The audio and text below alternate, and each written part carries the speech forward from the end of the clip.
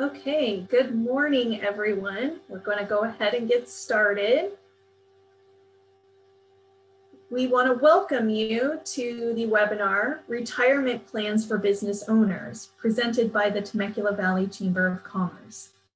Before we begin today's webinar, we have a few reminders. We encourage you to ask questions. If you have any questions, please put them in the Q&A box, which is available on your Zoom screen. A recording of this webinar will be available later today. Now, I would like to welcome our presenter. Today's speaker comes from a diverse background as a performer, educator, and entrepreneur. His passions are music, education, and financial strategy. He loves bringing the gift of music to an audience, teaching people how to become their best selves, and helping people reach their financial goals. Please welcome Matt Fallesen, financial advisor of Edward Jones. Matt, you have the floor. Welcome. All right, thank you for having me. Good morning, everyone. Glad to be on here. I love the Temecula Chamber. It's such a great organization, and it's definitely been a place where I've built a lot of awesome relationships and friendships through the years. And it's helped my business in a lot of ways, as I'm sure you can all attest to. So thank you again for having me. I'm happy to get back and share this information that's very important to business owners, especially business owners who have 5 employees and up. We'll get into more of that in a minute. But the reason why I got into this business, I always like to start with the why, is because I wish I had someone like me when I was 18, really, telling me what I should be doing. In high school these days, they don't teach a lot about investing. You know, they teach you how to balance a checkbook maybe back in our day, but they don't teach you a lot about investing. So I'm in this because I want to give back to that next generation and help the current generations maximize what they've already done throughout their life. So I'm really passionate about what I'm doing. And as a business owner in multiple businesses through the years, if I would have had someone like me in my prior businesses, I probably would have done much better. So I decided to make this switch into full-time investment planning and financial strategy about 3 years ago. Before I was doing that and insurance, and I had an insurance agency and an investment agency, but I wanted to go fully into investing and financial strategy because I think there's really nothing more important than understanding your money and your cash flow and your investments as a business owner. So let's get into it. Let's get right into it. I'm going to share my screen here. We're not going to use the slides a whole lot, but we'll kind of use it as a template. This is what I present on when I'm presenting to business owners in general. This particular webinar will be specific to business retirement planning, which is just one component of this presentation you see before you, the Entrepreneurial Equation.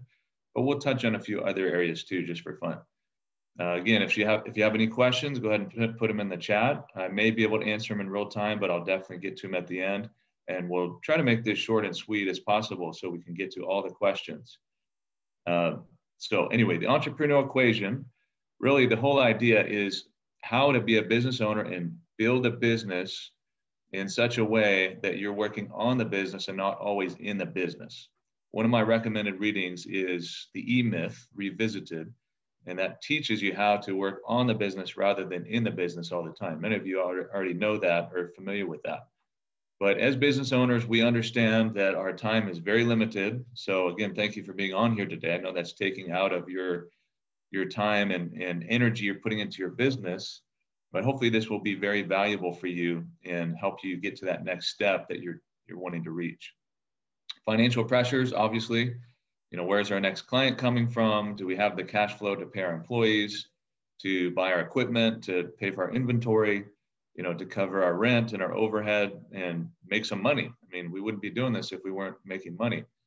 But I do subscribe to this belief, and I'll get a little philosophical from time to time, but if you help enough people get what they want, you'll get what you want. And that's what I believe truly in business. So taking care of employees is a big part of what we do. And then having a tax strategy, which is why most of you probably are incorporated in some sort of business entity. And so there's strategies to solve all of these problems.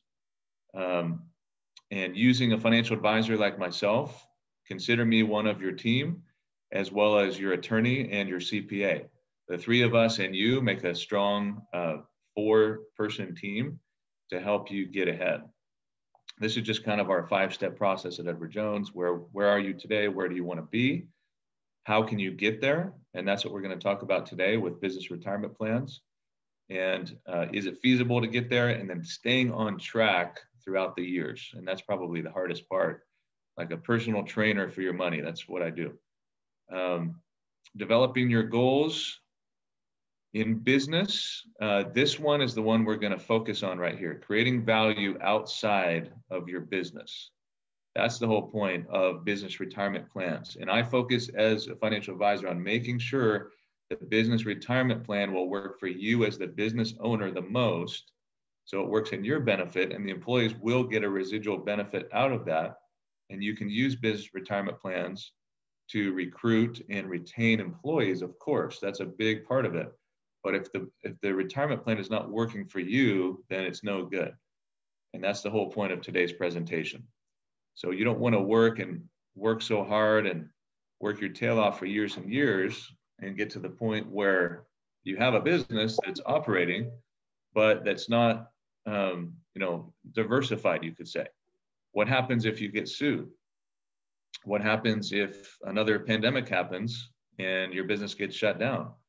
What happens, there's a number of scenarios that could shut down your business. Unfortunately, especially in California, it's a very tough climate to be a business owner. As we know, it's a little bit more of an employee-friendly state rather than an employer-friendly state.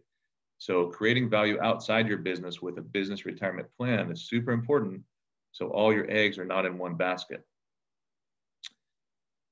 Just a couple other things that we offer here. So let's go right into a business retirement plan. So as we're on this screen, we skipped a few there, that's fine, but I want to talk about CalSavers. That's a big buzzword right now in California. This is specific to our state. And CalSavers is new legislation that was passed a few years ago, and it's just begun to be implemented in our state as of last year. So as of last June 2020, any businesses with 100 employees and up had to have some sort of business retirement plan. That was the legislation. They extended that due to COVID until September. They gave them a 3-month grace period, you could say. But this year of 2021, June, will be 50 employees and up are required to have a business retirement plan. Then in 2022, we have 5 employees and up.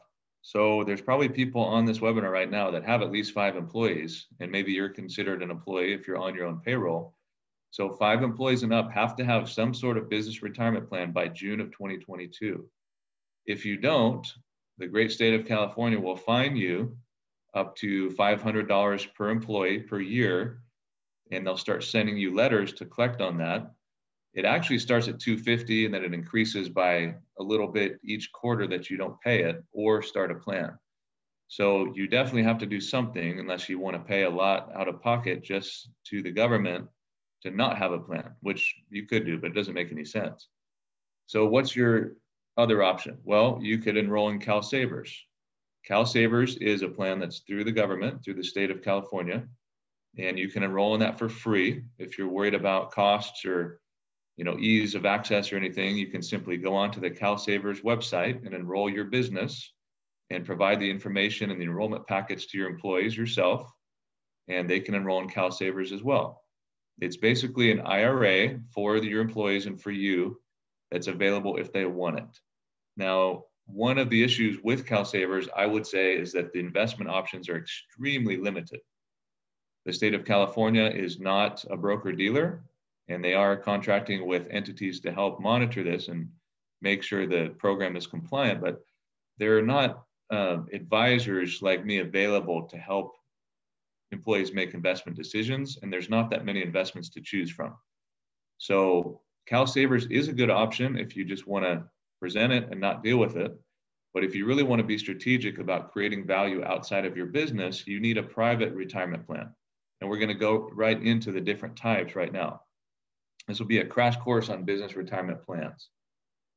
So usually if I was going to do this in person, I would be more interactive and have a little discussion and question and answer and ask you, if you were in any of these categories, but we can't really do that. So we're just going to pretend, and I'm going to say, maybe some of you don't have employees. Maybe you're a solopreneur and you're in business for yourself and by yourself, which is totally fine. These are the three options that you could choose from if you wanted to have a business retirement plan. Now, if it's just you, you don't have to do anything, right? Because you're under 5 employees. But if you wanted to, you could start a Sep Ira. And a Sep Ira allows you to contribute up to 25% of your compensation per year.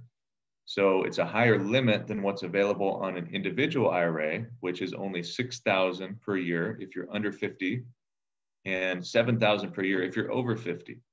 The Sep Ira allows you to contribute up to 25% of your pay. So if you want to increase that value outside of your business, like we're talking about, a Sep Ira is a great way to go. The problem with this, if you have employees, is that you have to contribute the same percentage to your employees as you do for yourself. So if you contribute 25% for yourself, you have to do the same thing for your employees, and that can get expensive. So most business owners with employees will not use a Sep Ira. This is more for like a husband and wife team, or maybe two partners want to do it together and they're both going to contribute the same. Or like I said, a solopreneur would do this. So that's the Sep Ira. It's a great way to go if you're in one of those categories. Owner-only 401k, this is also known as an owner K or a solo K. This is an option for you as a business owner if you're a solopreneur in one-man shop or one-woman shop. And this allows you to contribute even more than the 25% in the Sep Ira. So depending on how much you want to contribute each year out of your cash flow for the business will determine which one of these buckets you want to go into. I like to call them buckets because they look like buckets, or buildings. I guess you could say buildings too. And then there's the defined benefit. So let's say you're an attorney who's in business for yourself, and maybe you have, some contract help or something, but it's just you and you're making tons of money and you don't know what to do with it. Instead of buying a bunch of equipment that you may not need, or buying 5 cars or an RV or something that you may not need, you can create a defined benefit plan, which is an individualized pension plan for yourself as that solopreneur. So again, it all depends on how much cash flow you have available to put away into a retirement plan from the business. Now, the great thing about a business retirement plan is that every contribution from the business income is going to lower your business taxes. So that's going to lower your taxable income, just like if you bought equipment or something else. So if you can pay yourself and deduct that off of your business taxes, that's a win-win scenario. You're getting the investment value and you're getting the tax benefit. Okay, so that is for solopreneurs. Let's go on to what we're really talking about today with employees. If you have employees, or businesses with employees, or maybe you work with businesses with employees, they need to know about these options. So instead of CalSavers, you can do one of these 3.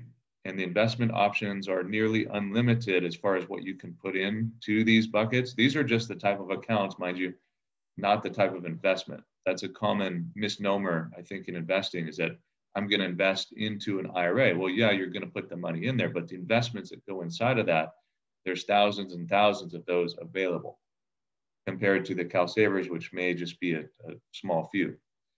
So a simple IRA is just that. It's a simple plan to execute. And it will allow you as the business owner to contribute up to $13,000 per year if you're under 50, and then $16,000 if you're over 50. The 2021 limits might be slightly different, but those were the previous limits. So, and then this way, you're only required to match 3% of pay for your employees if they decide to contribute. Now, I have several clients that have simple IRAs set up, and their employees have decided not to contribute. They made it available and sent out a memo to their team, and none of the employees reached out to get their account started. So the business owner is not on the hook to match anything. If the employees decide to match, and let's say the employee makes $40,000 a year, this is just a little equation, that employee is putting away 3%, which would be $1,200, correct? So let's say $100 a month. Now, whether that employee puts in 10% or puts in 3%, the business owner only has to match up to $1,200, which is 3% of their annual compensation of $40,000. So let's just do that again real quick. If I had a chalkboard, I'd draw it for you, but $40,000 is your employee's salary, right, per year. 3% is what they contribute. So then you have to match that 3%, which is $1,200, 3% of their pay. If they decide to contribute $4,000, you still only have to match $1,200 per year. So that's the simple IRA. It's very easy to set up. Everyone has their own individual accounts, and you can pick from a number of different investment options, really thousands of different investment options in there. And that's what I help your employees with. So that's a simple way to go. But once you start getting to 10, 20, 50 employees, especially and up, then you really want to look at the full-fledged 401k. The 401k is going to have a lot of safeguards in place for you that will protect your liability as the business owner. Once you get to 50 employees and try to execute that with a simple IRA, it can get very time-consuming. Payroll-wise, it can get very taxing on yourself and the business and the financial advisor too. So usually we want to bring in the help of a team. And for this, I'm going to see, actually, I don't know if there's a way to draw on this. Let me see. Oh yeah, it is going to let me draw. Okay, good. Let me see if I can draw this for you.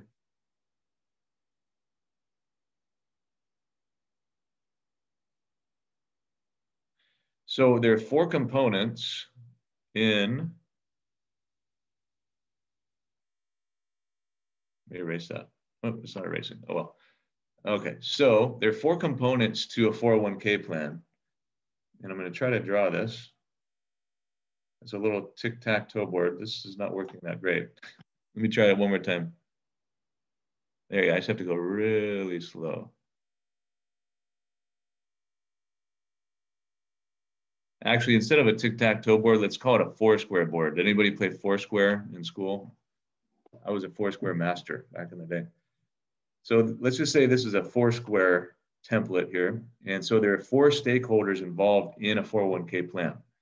That is you as the business owner. So we'll put Y for you, or it's also called the plan sponsor. So as the business owner, you are sponsoring this 401k plan for your employees. After that, there is the FA, which is me, the financial advisor.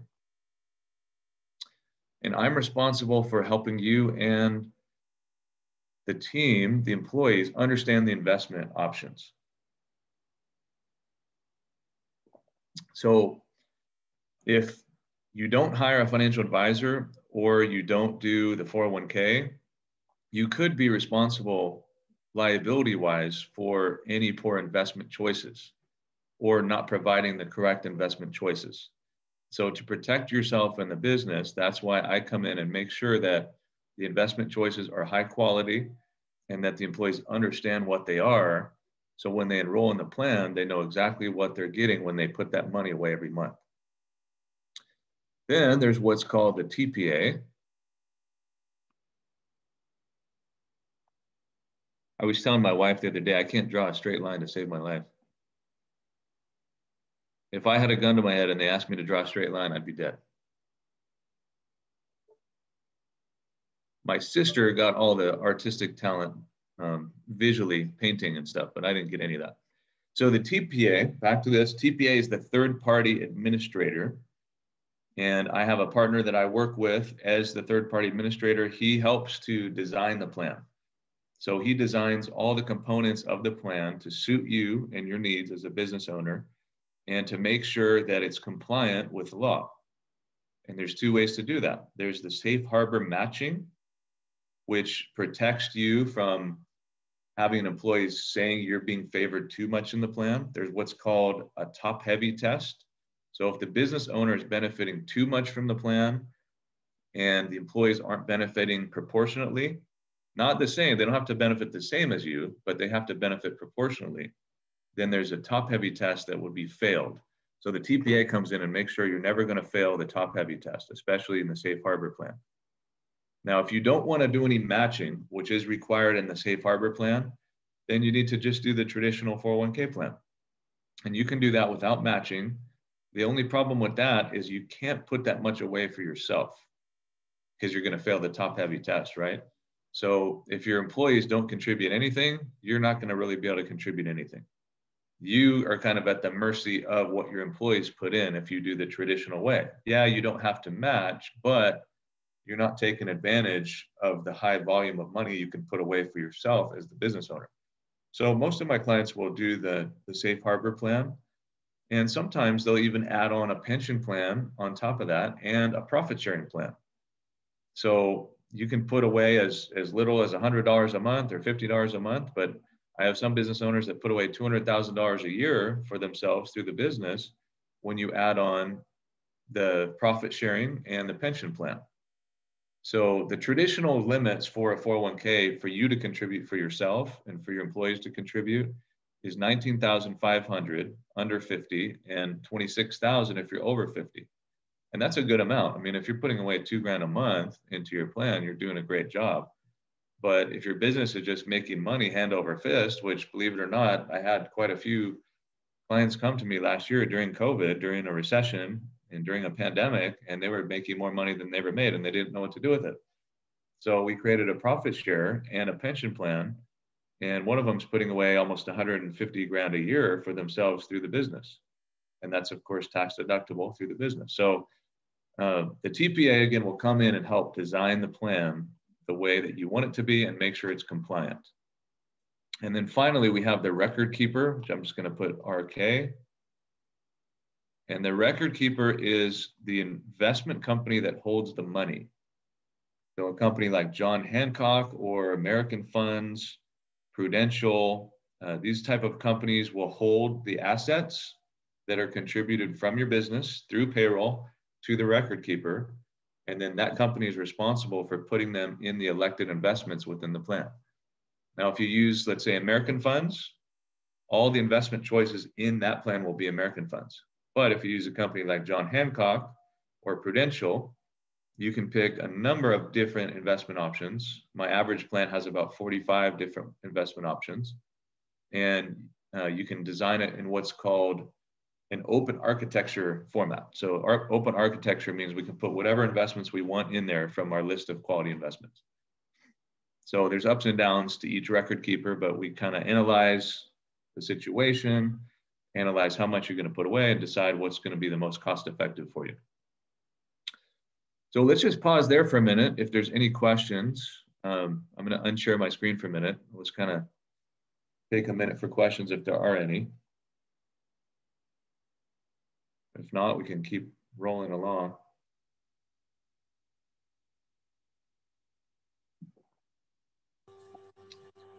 Matt, I don't see any questions yet.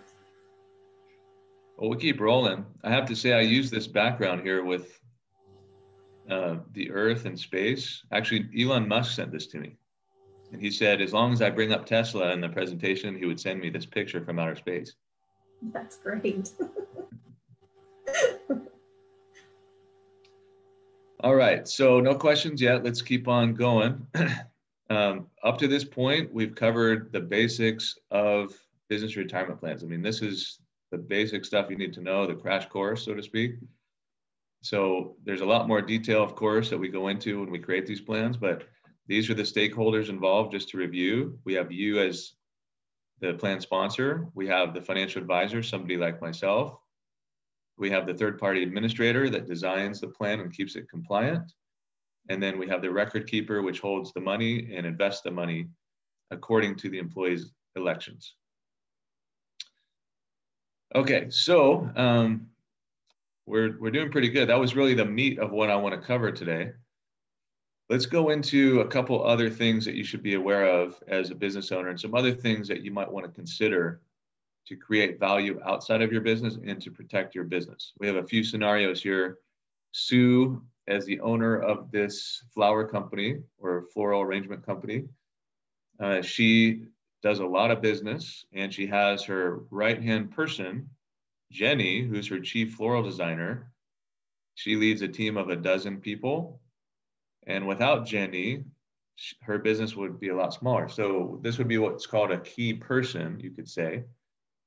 And this key person is very valuable to the business. So there's a number of things you want to consider for this person. One would be disability insurance, which would be for her in case she gets injured on the job and the work comp is not necessarily covering it. You can covering everything that she needs. You can also get, if she was to pass away, you can also get key person life insurance. So what happens if Jenny passes away?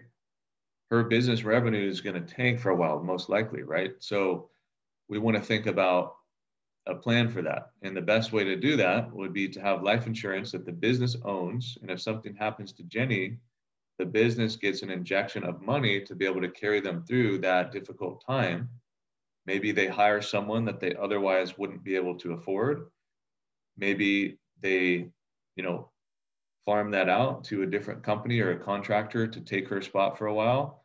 Or maybe they just use it to supplement business income until they can find the right person to replace Jenny.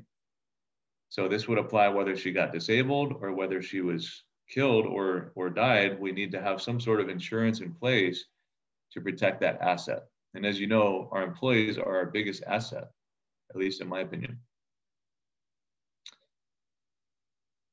So the deferred compensation for Jenny, it would obviously help you to create a pension plan with a 401k, but it would help Jenny too, because if she has a pension plan, I mean, how many of those are out there these days? Let's be honest. I don't know of very many companies that are offering pension plans these days, unless you're working for the government or in the military. So having a pension plan created as a private plan for you and someone like Jenny, she's not going to go anywhere. I mean, why would she? You're basically paying her retirement just to stay and work for you, and she's contributing to her own retirement. But I mean, she's not going to go anywhere if you have a pension plan for her. Let's go to the next scenario. We have a trucking company, and they grew like crazy. Joe and Rick are partners. So let's just assume that Joe and Rick are both married. Their wives don't necessarily know about trucking, let's say. Maybe they do, but in this case, they don't. So let's assume that they don't know anything about trucking. What happens if two equal partners, one of them dies? Their spouse inherits that full partnership share, and she knows nothing about trucking. What good would Joe's wife be to Rick in running the business? All of a sudden, you have someone that knows nothing about the business helping Joe run it, or vice versa. And he's going to be in a bad spot because she's going to be able to make decisions and direct where the money goes and where the cash flow goes. So a buy-sell agreement is what we want in place. And we partner with attorneys to help create these buy-sell agreements. And we fund them with life insurance. So in this scenario, if Joe passed away, Joe's wife would inherit the life insurance death benefit, and then she could pay Rick to buy out her stake in the company. So that way Rick would be the sole owner, but the only way for her to be able to do that would be to fund it with life insurance. She can take that death benefit from Joe's passing and buy out Rick for the share of the business. And that's going to provide liquidity to her as well. Maybe she doesn't want to do that, but maybe she wants to be a silent partner in the business. That money could go to help hire another high-level employee to help Rick run the business that knows about trucking. So it's just going to provide a lot of liquidity, a lot of options to be able to get through that difficult time. So we have key person disability, key person life insurance, and now a buy-sell agreement. All right, let's look at one more here. So Jim owns this accounting firm. He's ready to retire. A life insurance retirement plan is another way you can create value outside of your business. We have the simple IRA, the 401k, the profit sharing, the pension plan. But a life insurance retirement plan is another way you can put money aside through the business, and that will grow tax-free, and you can pull that money out in retirement tax-free. I might mention there's only 3 ways to get tax-free money in retirement. One would be a Roth IRA or a Roth 401k. which is taxed now, but all the gains and growth is not taxed later. You can also get tax-free bonds. So all the interest that you're paid from owning these bonds is not taxed. And then finally, a life insurance retirement plan. So again, if you have more money than you know what to do with, and you're not so sure about starting a 401k plan, especially if you're a solopreneur, this might work for you. We can fund a life insurance retirement plan that you can pull money out of later tax-free. And there's a lot of detail to go into on that, but I won't spend a lot of time on that. But that's a great option to build value outside of your business.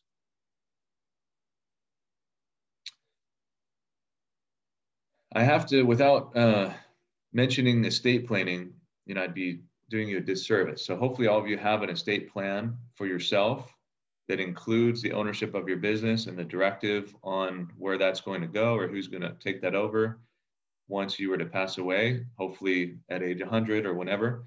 But estate planning should fold your business into it. And there should be a exit strategy or a succession plan for your business that's included in your estate plan. So if you don't know a good estate planning attorney, then you probably haven't been to too many chamber functions, because there's a lot of them, a lot of good ones here right in our city. So talk to somebody if you haven't got that set up yet. I'll just kind of summarize here. Like I said, I'll keep this short and sweet, but the keys to success are to get a team. I mean, this is the key word right here. Have a team. As a business owner, you really need an attorney. You need a CPA, of course, and a financial advisor to help do things that you don't want to spend your time doing, so you can run your business and do what you're good at. Let us do what we're good at so that you can do what you're good at for the whole day.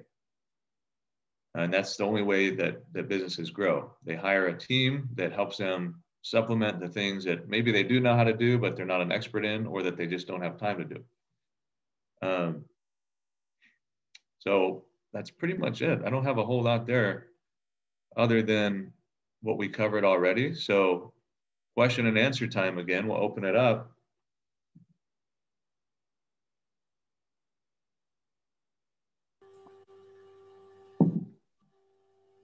Oh, there is one.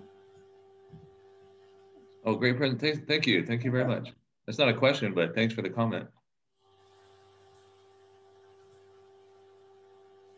So I'll ask you all a question and then see if that leads to any questions. So does anyone have a business retirement plan already? And does anyone have CalSavers signed up for yet? And or, I guess you could say.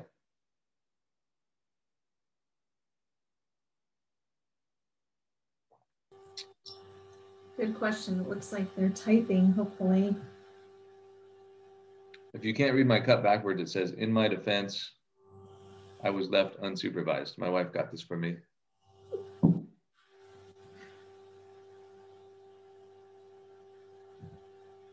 And if you don't have one already, are there any specific questions that I can answer while we're on here about business retirement plans, or what might be a good direction for you to look at?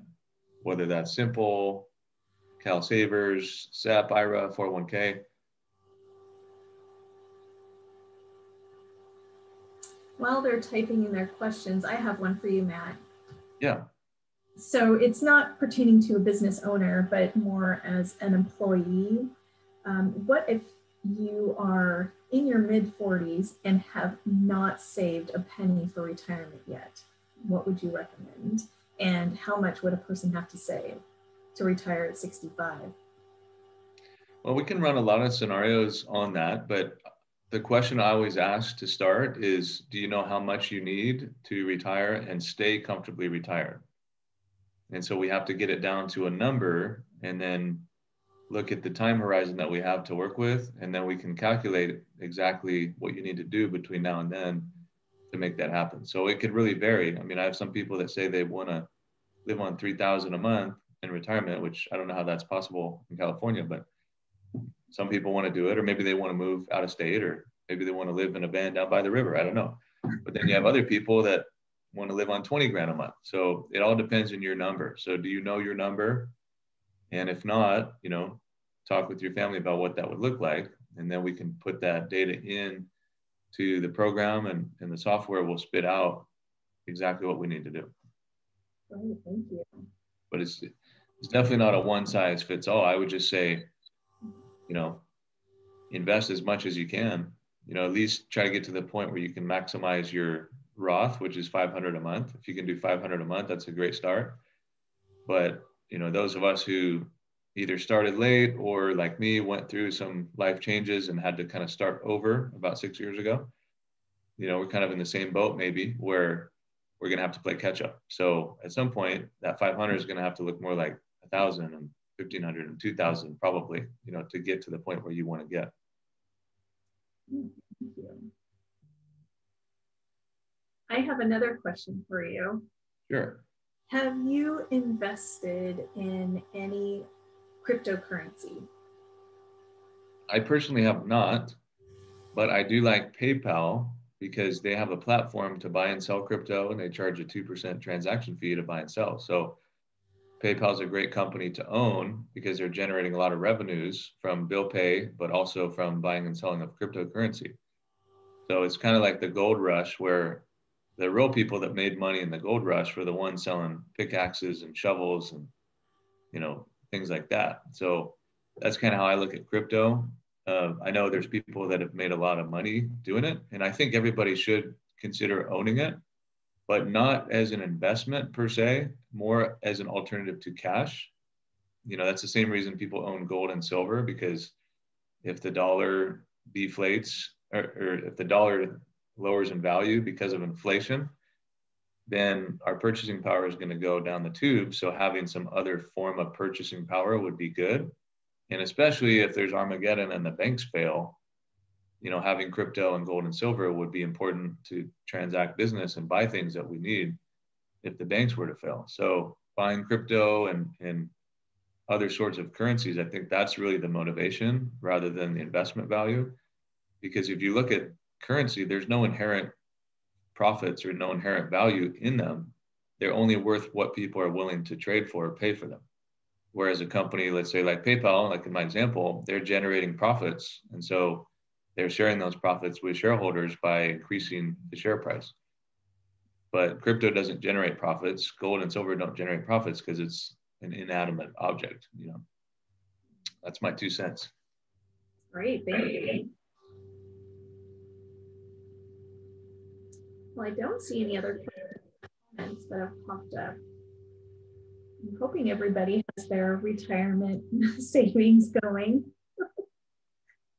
And, you know, I read an article too that said people are less likely to see a financial advisor than the dentist, which I find hard to believe because I'm pretty cool and I'm easy to talk to, but it's pretty sad if you think about it. So, but I think it's just so personal, you know, when it comes to your money and your future. It's like, you don't, like, all of us think we should be doing better than we're doing. That's just the self-critical nature of humans.